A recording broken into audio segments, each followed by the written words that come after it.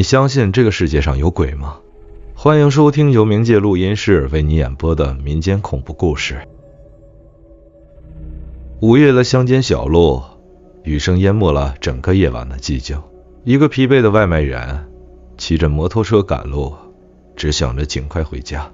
然而他却不知道，前方等待他的是一场无法逃避的灵魂对峙。一个幽灵般的红衣女子拦下了他的车，说出了一句让人毛骨悚然的话：带我回家。这究竟是他的幻觉，还是冤魂的召唤？接下来的每一刻都让他一步步走向一个令人窒息的真相，而这个真相就藏在他内心深处最不愿提起的记忆里。你准备好听完这个故事了吗？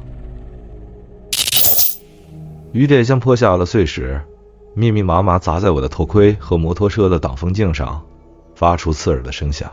我尽力眯起眼，试图从模糊的视线中分辨出前方的道路，但昏黄的路灯忽明忽暗，像是随时要熄灭的烛火。时间是5月12点，我是这条乡村公路上唯一的行人，除了雨声和偶尔的雷鸣，四周安静的让人发毛。路两旁的稻田在风雨中摇曳，黑暗中像无数的手在招摇，而那些早已废弃的破屋耸立在远处，仿佛被蒙上一层模糊的鬼眼。我告诉自己只是累了，太累了。外卖送了一整天，胃里空空荡荡，眼皮像是挂了铅。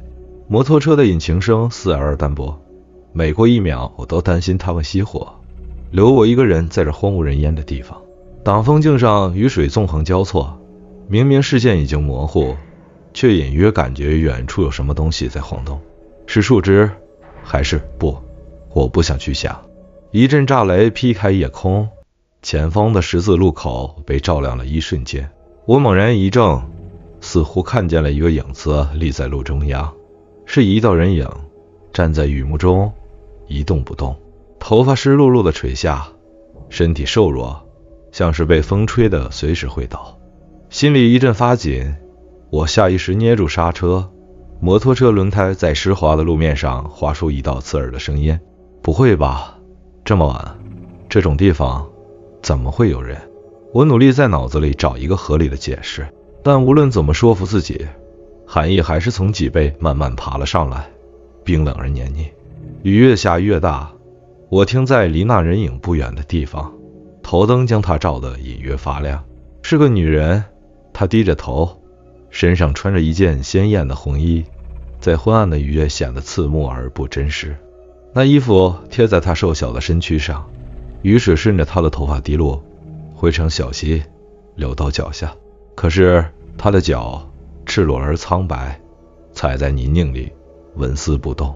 我咽了咽口水，雨水从头盔边缘滑进脖子里，带着寒意。我想转身就跑，可是摩托车的引擎竟然熄了。我连试了几下，怎么都发不动。耳边的雨声似乎越来越大，渐渐盖过了一切。那影子突然动了一下，只是微微抬起头，虽然看不清脸，但我分明感觉到他的眼睛正直直地盯着我。胸口一阵钝痛，我的手握住车把，想走却发现脚像被什么东西钉在地上。就在这时，我听到一个低低的声音穿过雨幕，飘进我的耳朵：带我一程吧。那声音不大，却让我浑身的血液都冻住了。我忍不住打了个寒战，回头看了看空无一人的乡村路，前方就是家。只要不理会，继续往前骑，这一切应该会像个梦，梦醒了就好了，对吧？可我的双手颤抖着，迟迟按不下启动键。雨声中，红衣女子又动了，她的手缓缓抬起，指向摩托车。雷声再次轰然炸响，像是劈进了我的耳朵，伴随着她微不可闻的一句话：别怕，我只是想回家。我深吸了一口气，心跳像被雨点拍打着的鼓面，越跳越快。那么红色的影子仍站在雨幕中一动不动，头盔里传来的呼吸声竟然变得刺耳，像风声灌进了耳朵。我抹了抹湿透的护目镜，试图把这奇怪的景象甩开脑海。它不可能是，对吧？快走！脑子里不停地告诫自己。我启动了摩托车，车灯打过去，却发现女子仍站在那里，低着头，长长的头发湿漉漉的贴在脸上，像蒙着一层阴影。我根本看不清她的表情，只能看到她的身体在雨中微微晃动，仿佛一片濒临凋零的枯叶。车灯照亮的瞬间，她突然抬起了手，动作僵硬，就像一具牵线的木偶。她的手臂弯曲的不自然，几乎是硬生生的抬起来，直指我的方向。待我一程吧。那声音低而沙哑，从喉咙深处挤出来，仿佛饱含着某种压抑已久的情绪。雨声和雷声混杂在一起，模糊了声音的来源，但我却能清晰地听到这句话，就像他的嘴贴在我的耳边一样。我的手猛然握紧了刹车，车轮打滑，在湿滑的地面上发出刺耳的声音。我抬头再看，那红衣女子依然站在那里，没有再靠近，可她抬起的手却僵硬地停在半空中，仿佛定格了一般。雨水顺着她的指尖滴落，她的话像一根尖刺，猛地扎进我的脑海。我不知道为什么会觉得这声音似曾相识，带着一股奇异的熟悉感，像是听过无数次，却怎么也记不起究竟在哪儿听过。心底有个声音在提醒我，别停，绕过去就好，别停，对不起，有赶时间。我喃喃自语，尝试说服自己按下油门，可摩托车刚一启动，耳边竟又响起那沙哑的声音，比刚才更近，带我一程吧。我的头皮一阵发麻，仿佛所有雨水都灌进了头盔里，冰冷刺骨。我转头四下张望，四周黑暗中什么都没有，只有十字路口闪烁的路灯和他僵直的身影。他依旧低着头，似乎根本没有动过。我盯着他瘦弱的身体，却感到喉咙里像被堵住了一样，连呼吸都变得艰难。不对劲，太不对劲了。我的脑海中警铃大作，但身体却像被无形的绳索捆住一样，无法挣脱这诡异的画面。那声音到底为什么这么熟悉？它像某种埋藏在记忆深处的东西，正在慢慢浮现。我再一次握紧车把，告诉自己什么都别管，只管走。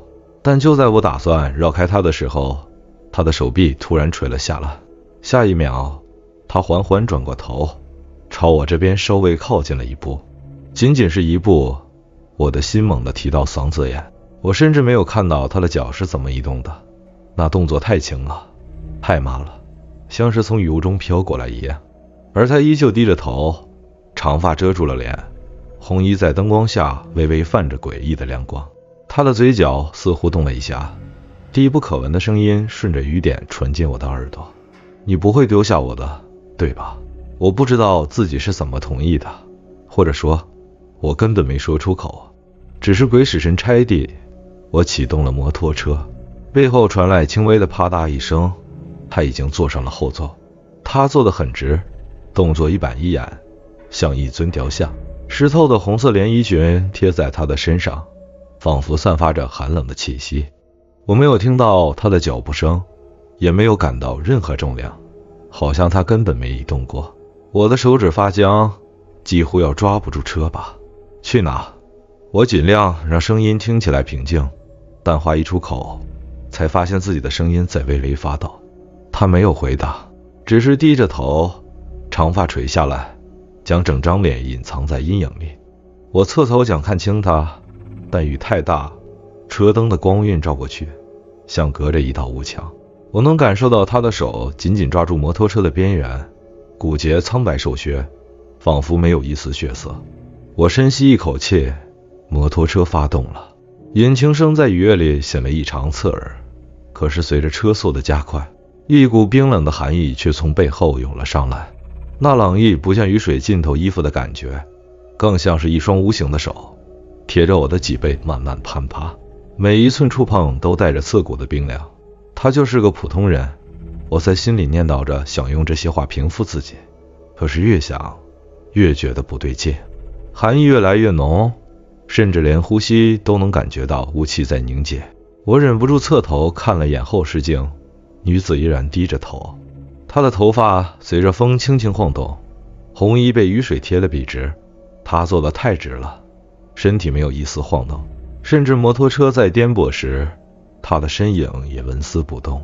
我感觉心脏越跳越快，胸口像被压着一块石头，这不对劲，太不对劲了。我咬着牙，试图开口打破这诡异的沉默。你从哪来？我问，声音飘在雨声中，听起来格外单薄。他没有反应。要去哪里？我又问了一句，声音更急促了些。可他依然一言不发，背后的沉默像一张巨大的网，将我越裹越紧。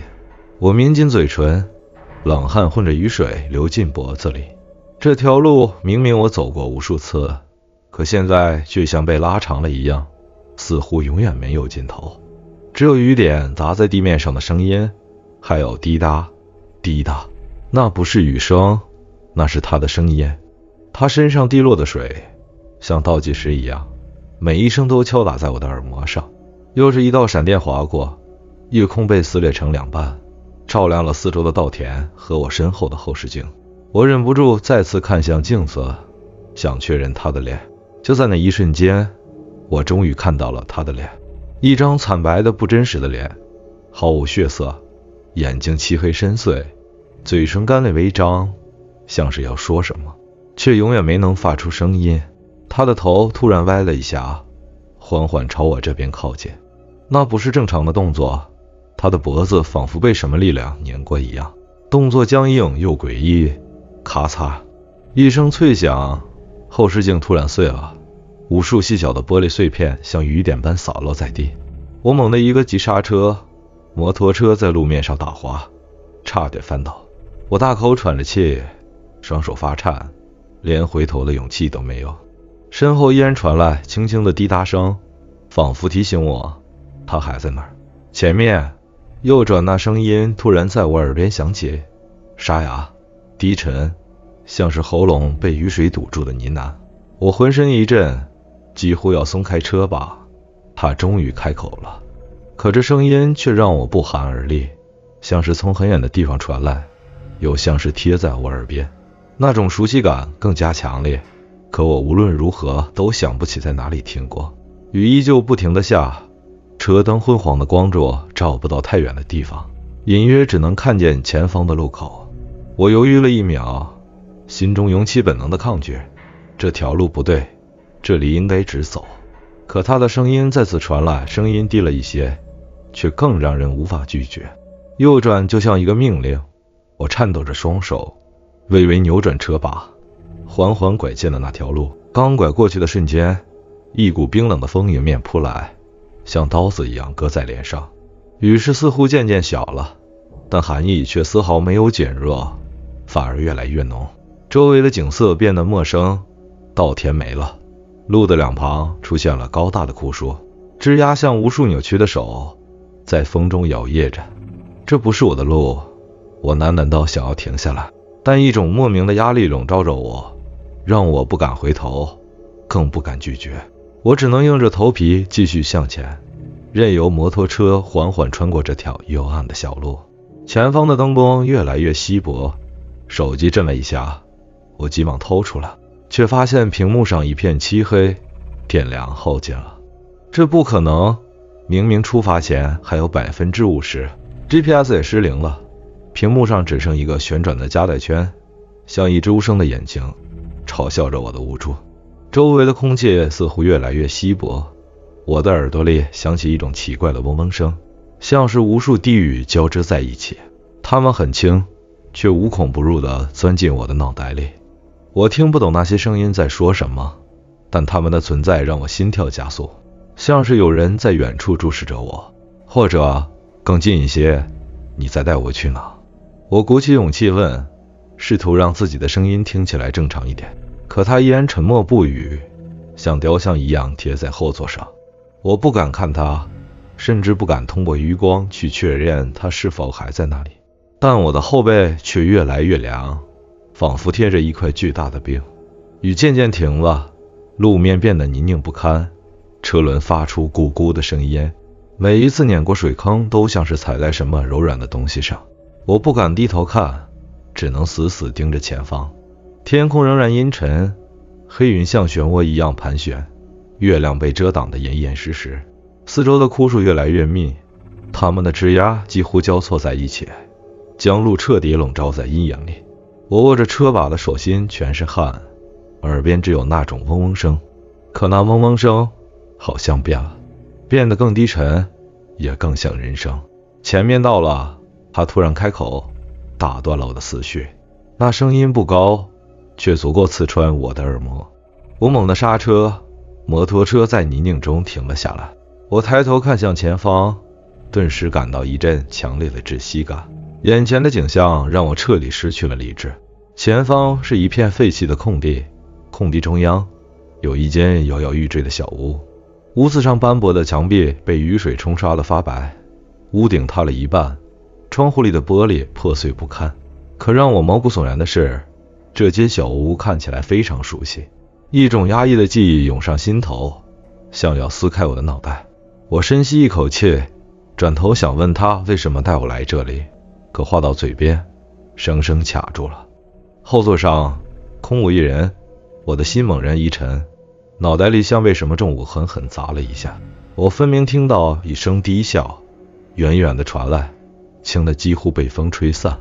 那笑声里带着一种熟悉的冷意，像一把钥匙打开了我记忆深处的某个门锁。雨已经完全停了，但空气却沉重的像一块湿布，压得我喘不过气。摩托车的引擎还在低低的轰鸣，可我握着车把的手几乎麻木，根本动不了。突然，那个声音再次响起，带着不容抗拒的寒意。你记得这里吗？我猛地抬起头，声音仿佛从四面八方传来，又像是直接钻进我的脑海里。周围空无一人，可那句话却回荡在我的耳边，久久不散。熟悉的语调像一根钝钉，刺进我的记忆深处。这里，我喃喃自语，下意识地望向前方那间破旧的小屋，它散发着一种难以言喻的压迫感，仿佛凝聚着我试图遗忘的某种东西。记忆的碎片开始涌现，模糊破碎，却带着刺骨的清晰。几年前的那个夜晚，那时的我还没有送外卖，而是每天骑着摩托车瞎晃。那天路上几乎没人，天空同样昏暗。我记得路灯坏了好几盏，黑暗中只有我和摩托车的引擎声。我没注意到她从路边冒出来，那个穿着红衣的女人。她突然出现，就像今晚一样。我的手下一时地抓紧了车把，眼前的画面越发清晰。我撞到了她，我清楚地记得撞击的声音，那种钝重又脆弱的感觉，就像什么东西被压碎了。摩托车停下的瞬间，我看见她倒在地上，红衣染成了深色，浸透了鲜血。可当时的我没有停下来，我脑子里只有一个念头：跑，离开这里。没人会知道，他会被别人发现，而我可以假装这一切从未发生。我拼了命地启动摩托车，头也不回地逃离了现场，抛下了那个浑身是血倒在夜雨中的女人。现在记忆像潮水般冲击着我，几乎让我无法呼吸。我看向那间屋子，眼睛一眨不眨。这里就是当年的地方，当时他倒在屋子不远处，连挣扎的力气都没有。想起来了吗？声音再次响起，比刚才更近，带着某种令人窒息的冷意。我本能的转头，冷汗从额头滑落。那个身影，那个熟悉的红色身影，就在不远处站着。他依旧低着头，长发贴在脸上，红色的衣裙垂在身上，像是一滴鲜血凝固在黑暗里。不可能！我张了张嘴，却几乎发不出声音。他的头慢慢抬起来，露出一张苍白而扭曲的脸，那双黑洞般的眼睛直直地盯着我，空洞中充满了怨恨。他缓缓开口，声音冰冷的像从地狱里爬出来。你记得现在的路，却忘了我的命。我感到一股寒意从脚底升起，直冲大脑。后座上的女子，车祸中的她，眼前的她，所有的形象在脑海中渐渐重叠，融合成一体。对不起，对不起，我下意识地喊了出来，整个人几乎崩溃，腿软的几乎站不住，只能瘫坐在摩托车上，声音颤抖的连自己都不认识了。可他只是站在那里，嘴角微微勾起，露出一个诡异的笑容。冰冷的笑意让我觉得周围的空气都在冻结。他向前迈了一步，声音低沉如寒夜雷雨。跑吧，试试看这次你还能投到哪。摩托车猛地一点，我赶紧刹车停下，双手死死抓着车把，呼吸急促的像脱了缰的野马。冷汗和雨水混杂在一起，浸透了我的衣服。我的心脏像被一只无形的手狠狠攥住，每一跳都让我胸口发痛。他的声音还在我耳边回荡，低沉幽冷，像从泥泞的深渊中爬出来的诅咒。跑吧，试试看这次你还能投到哪。我咽了咽干涩的喉咙，勉强鼓起勇气转过头，想确认他的脸，那个让我日夜不安的脸。可当我转过身，后座却空空如也，红衣女子不见了，只有一滩鲜红的水渍混着雨水缓缓从车座上滑落，像血液在大地上开出一朵妖异的花。她去哪了？我的脑袋嗡嗡作响，所有理智都被恐惧吞噬。我慌乱的四下张望，黑暗中没有一点动静，只有树枝在寒风中轻轻摇晃，发出刺耳的沙沙声。正当我想发动摩托车逃离时，背后突然传来一声低语：你要带我去哪儿？声音近的几乎贴在我的耳后，湿冷的气息仿佛钻进我的脖颈，我整个人瞬间僵住了。恐惧像一只无形的手，牢牢攫住了我的喉咙，连转头的力气都被夺走。可我还是忍不住缓缓回头，眼角余光瞥见一道红色的影子，她站在那里，近在咫尺。红衣女子的脸被雨水冲刷的苍白而僵硬，五官几乎扭曲成一张诡异的面具。她的嘴角微微上扬，露出一个不带丝毫温度的笑容，眼睛空洞无神，却充满了怨恨。你不该跑。她的声音低哑中带着一丝颤抖，像是冰块在裂开。我想尖叫，却发不出任何声音。她缓缓抬起一只手，朝我伸来，那手骨瘦如柴，苍白的不像是活人的手，指尖沾着水滴，顺着她的动作滑落在地，像时间滴落的沙。别过来！我嘴唇颤抖，连后退都做不到，身体的每一寸肌肉都仿佛被冻结，四肢麻木的像不是自己的一样。她的手越来越近，冰冷的气息扑面而来，仿佛她已经将寒意注入了我的身体。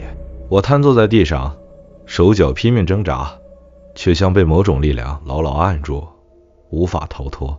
我好冷啊！她的声音陡然变得哀怨，而尖锐手指几乎要碰到我的脸。我甚至能感觉到那刺骨的寒气和死寂的味道。我的脑袋剧烈晕眩，眼前的画面开始扭曲，耳边充斥着她的低语声、风声，还有雨水的滴答声，像一首催命的挽歌。你欠我一程啊！雷声突然炸响，如同撕裂了整个天空。我的眼前一片白光，耳膜几乎被震得失去知觉，身体像是从悬崖上坠落，猛然惊醒。当我睁开眼时，发现自己仍然坐在摩托车上，雨已经停了，但地面湿漉漉的，夜空依旧阴沉，四周的枯树和小路全都消失了。我回到了最初的十字路口，只是梦。我喘着气，手死死抓住车把，指节发白，心跳还未从刚才的恐惧中平复。就在我调整呼吸的时候，眼角瞥见了一抹熟悉的红色。我僵硬的转头，只见摩托车旁的地面上倒着一个女人，她身穿红色连衣裙，头发散乱地贴在脸上，身体蜷缩在泥水中，像是被雨水浸泡了很久。苍白的皮肤与深红色的衣裙形成鲜明对比，那一幕仿佛是从我的梦境中直接剥离出来。我的喉咙一阵发紧，颤抖着从摩托车上下来，走近她。她的身体冰冷僵硬，没有一点生命的气息。我双腿发软，几乎跪倒在地。她的手紧紧攥着什么，我下意识地去掰开她的手指，触碰到那冰冷的触感时，心头涌上一股难以抑制的悲凉。是手机，屏幕上的亮光刺痛了我的眼睛，那个熟悉的界面，那条短信：你别害怕，我不是来报仇的，我只是想让你带我回家。我的脑袋嗡的一声，手中的手机险些滑落，短信的内容像烙铁一样印在我的脑海里。这句话是他的声音，是他的语气，记忆如潮水般涌来，我几乎被他淹没。那是几年前，那个雨夜，当我撞到他时，他还活着，他的嘴唇微微动了一下，说了句什么。我当时惊慌失措，只想着逃跑，根本没有听清。可现在，那句话清晰无比地回荡在我的耳边，带我回家。他不是来索命的，他只是想回家。我逃避了这么多年，却在最后一刻明白了他的请求。可是这一切已经太晚了。泪水模糊了我的视线，雨水顺着我的脸滑下，和泪水混在一起。我跪倒在他的身旁，喃喃道：对不起，对不起，我太害怕了，我不该丢下你。对不起。雨后的夜风刺骨，带着湿润的泥土气息。我将他冰冷的身体抱起，泪水滴在他苍白的脸上。摩托车的灯光照亮了前方的路，这一次我发誓要将他送回家，无论是他的家还是他的归宿。当摩托车启动的那一刻，远处的天空泛起一丝黎明的曙光，雨后的空气清新而微凉，带着一丝肃穆。我感到背后的重量越来越轻，逐渐消失。可我知道，他的微笑已经留在了这片天空中。最终，夜色尽头的微光洒在我的脸上，带来一种难以言喻的平静。或许他终于能安息，而我也终于找到赎罪的机会。雨后的空气带着泥土的腥味，夜色沉静的仿佛从未存在过风暴。摩托车引擎的低鸣声回荡在湿漉漉的公路上，我的双手紧握车把，努力让自己镇定，但泪水却一遍遍模糊了我的视线。他安静地靠在后座上，冰冷僵硬的身体被我的外套覆盖，显得格外瘦小。我一次次回头，像是想确认他的存在，确认这不是梦。我的脑海中不断回响着他的那条短信和他奄奄一息时的微弱声音，带我回家。